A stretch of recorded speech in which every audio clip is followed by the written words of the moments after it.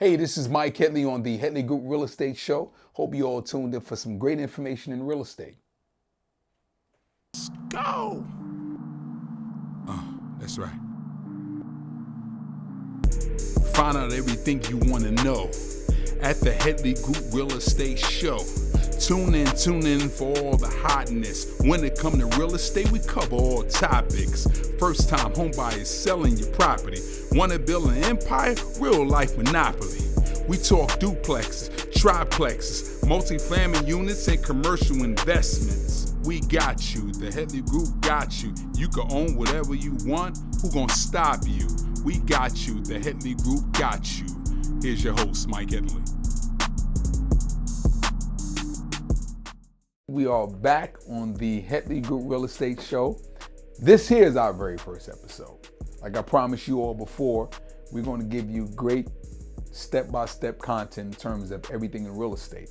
And these segments up and coming will be dealing with actually sitting at home or wherever you're at, and you want to buy a piece of property. And before we start to talk to people, we want to give you that blow by blow.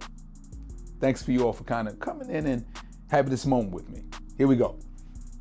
Since before you purchase a property, right? This is our thing here. We say, okay, well, what can we do? What can we do before we kind of make things happen? I've been contemplating. This has been on my brain.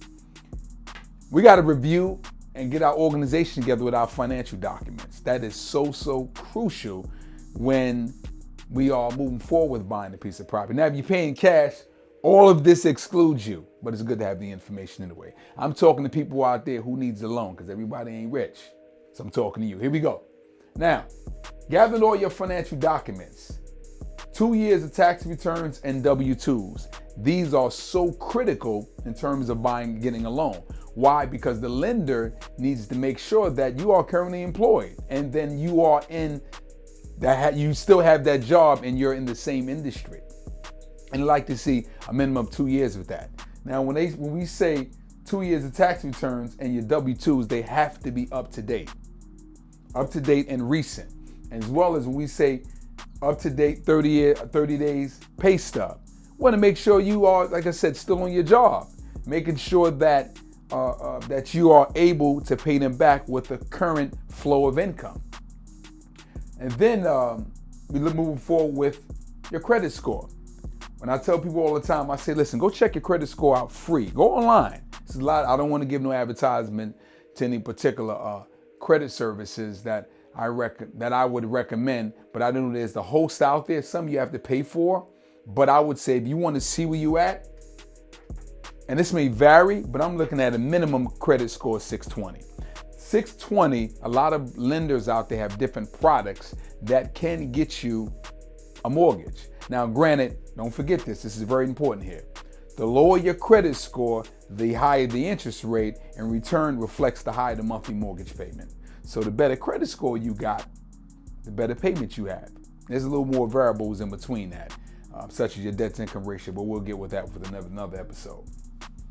So what happens is you're going to go to a credit-worthy website, pull up your credit score and see exactly where you're at. And a credit report should tell you everything that you have on your report that you might need to clean up. You might need to talk to, say for example, you got a credit card for $1,000, which can impact you with a mortgage. You could talk to that service and say, you know something, let's go ahead and work out a payment plan if you was never paying on it.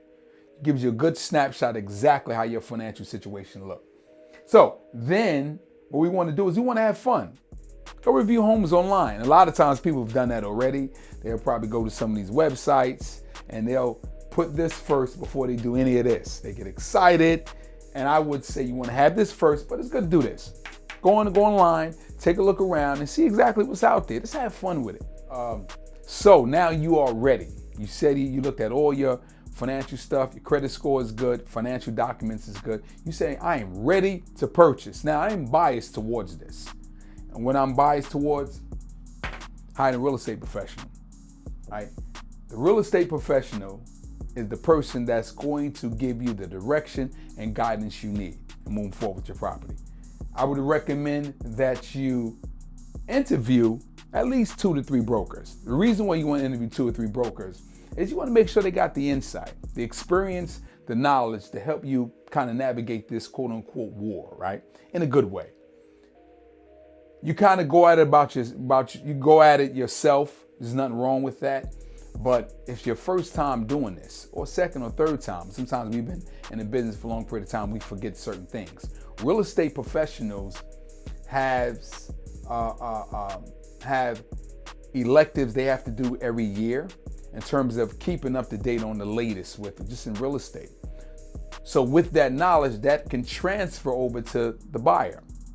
This way you can get in great insight and you get in the perfect person who has the skill set to take you from A, B, and C, and eventually to closing.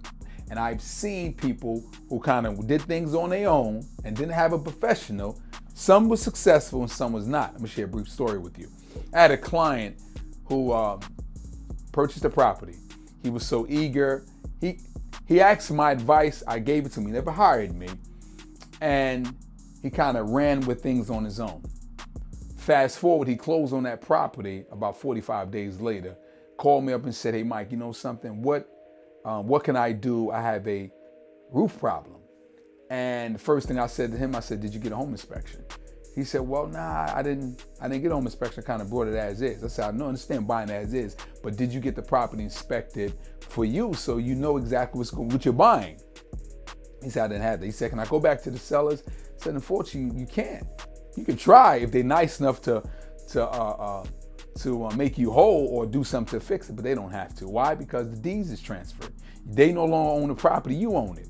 And the downside, my point in all of this is hiring a real estate professional, because all that could have been prevented.